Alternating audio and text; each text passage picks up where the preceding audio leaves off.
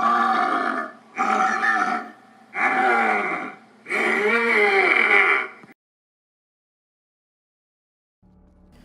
everybody, my name is ZombieThat15 and today, welcome to another Gamer Talk. The second one. For this week we're going to be talking about a variety of games. We're going to be talking about Ghost Recon Wildlands, and then we're going to be talking about For Honor, and then we're also going to be talking about an Xbox club on and about YouTubers. And so that's what we're going to talk about first here, is the Xbox club. So at the YouTubers club, when you go to your Xbox clubs and you search them up, you'll find it's public, and there are 3,051 members currently and 3,184 followers. In this club, it's all about people who have an Xbox and also a channel, either small. Mostly all of them are small. Some of them are in the 100K and above subscribers. And what it is you can be here and talk and post your channel, what it does and all that. And I advise, if you go here on your Xbox and post your channel, to not just try to say subscribe to my channel. Let's put your channel name and what you upload and what you're interested in playing and all that kind of stuff, to try to help drag people in actually looking up your channel. Because if you just say subscribe, no one's going to do it. And the owner is Fast Talk 332. It was founded September 6, 2016, and what it is you come on here if you have an Xbox and you talk about your channel. Please, if you do post about your channel, please say what your channel name is and what you actually post on your channel. It really helps out a lot for people who are looking into trying to subscribe to your channel. And it's very, very, very, very nice place to be and talk about any sort of thing having to do with YouTube and all that. The next topic is going to be about Ghost Recon Wildlands, and this specific talk is going to be about the various execution animations with Caviar's gloves and the new execution bracelet and the Predator wrist blades. As you know, these are various unique items if completing certain missions or unlocking them from crates in the game, and they give you sweet, awesome, sexy, might add, just straight beautiful animations for taking down opponents, cartel, Unidad up close. And these animations are they're violent and they're just beautiful, and some of these unique items give you more than just two. Some of them only have just two, one for sneaking and then one for when the enemy is alerted and shooting at you animations. Some of them have quite a few for each thing. So we're going to be looking at it, and then we're going to talk about an issue that I think that could be fixed, and it could make these items so much more cool if they corresponded with each other. So, as you know, at least, I don't know if this is a glitch for my profile or something, but right there, as you see on your screen, is the Executioner bracelet. Now that gives you one of the brand newest animations that is inside the new game that's going to be coming out May 9th, I think. And what it is a Ghost Recon Breakpoint, and you complete an operation in the Ghost Recon Wildlands, and you get that, and it has a unique takedown animation. What you see now are Caviar's gloves, which also give you a unique takedown animations from Rainbow Six Siege Caviar.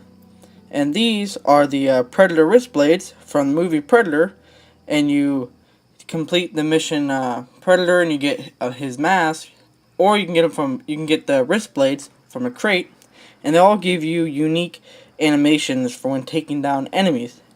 Now the main problem is that if you equipped wrist blades, the Predator wrist blades, with, for say, Caviar's gloves, you go try and melee and you want Caviar's animation, you actually get the Predator wrist blade takedown animation instead. And this is probably due to because the Predator wrist blades have more of a dominance over the gloves slot, because wrist blades count as a shirt, so they don't correspond with each other because it chooses the wrist blades over any of the gloves animations. It'd be cool if it randomizes between the two that you have equipped. So I'm going to show you one of the some executions from these unique items. First one we have is the brand new Executioner. One is, you can see right here as it's playing, the anybody you melee attack actually tries to fight back and they try to smear your face, and then you're like, nah, fuck that, and you just move his hand away and you stab the shit out of him repeatedly, and it's a really nice animation, like I said.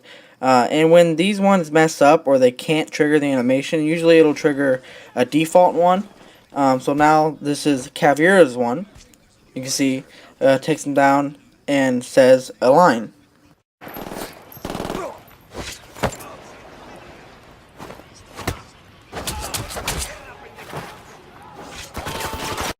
Now we have the Predator wrist blades. These ones are more unique than the others because it has about 2 stealth takedowns, different animations, and 3 direct contact animations. This one is cool because it has multiple animations, and when you you click your knife button, your melee button, it does a little nice animation with the Predator wrist blades. And that is just one of 3 different animations you can do with Predator wrist blades. Now moving on to For Honor, we're going to be talking about some immersive ways you can make your warden look like. It's a very simple trick, though it can only be done with the newest chest piece that you see on the screen here for the warden. It does not work for any other chest piece for the warden. And what this is trying to do is it is making you look like you could be an attacker even when you're on the defense team. Now this is done by selecting a certain paint pattern with the newest chest they've released for Warden, and this is making it look one color, your whole cloth look one color without showing hardly any indication of what team you're on. Now this is really cool because if you were to be playing with no HUD for some reason, if everyone in the game was playing with no HUD, it'd be very hard to see if you're a defense or an attack because there's only a tiny little sliver of what team you're on the drobe. Otherwise, it's all white or all black. If you use these color schemes that I use. What you just saw there was, what you're seeing was the exact opposite of what you want. This is what you want. A straight all black or all white, because it defeats the purpose if you have all blue or all orange, because that's the main colors people use to determine. This paint pattern here, thin checkerboard with the new thing on front both and back. You can see in the front there, it only had a sliver of red or blue corresponding to what paint pattern, what team you're on. And it's really cool because if you only like being attacked because attack has the coolest colors or something, you don't really like blue or orange or all the other colors that defense give you, you can use this method for Warden at least, if you're a Warden player.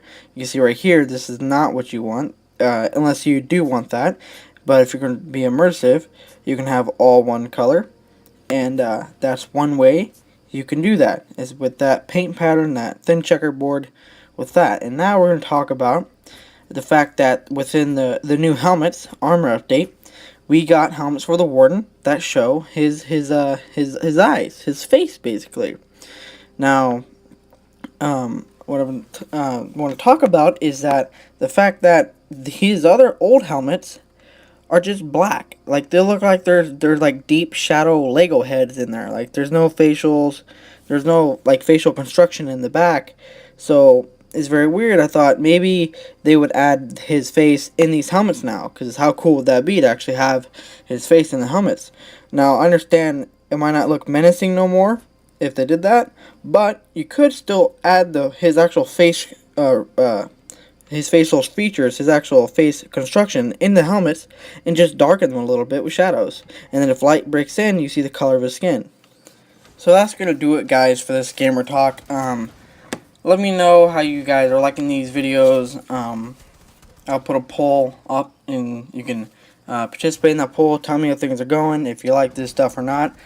I'm thinking about, when the channel gets bigger, making these weekly.